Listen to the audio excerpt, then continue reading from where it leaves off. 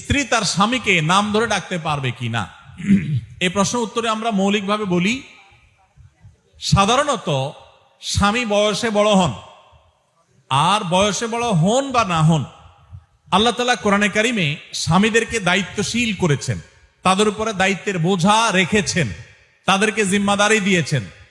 যার কারণে তাদেরকে অভিভাবক হিসাবে শ্রদ্ধা করা স্ত্রীর কর্তব্য। স্ত্রীকে যেরকম স্ত্রী হিসাবে সর্বোচ্চ ভালোবাসা দেওয়া, সদাচরণ করা স্বামীর কর্তব্য, ঠিক একইভাবে স্বামীকে স্বামী হিসাবে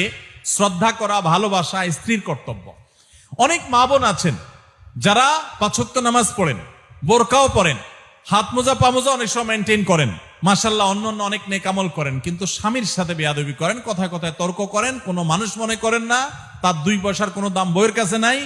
এইরকম নারী তিনি যত নামাজ পড়েন, যত রোজা রাখেন, যত তেলাওয়াত করেন,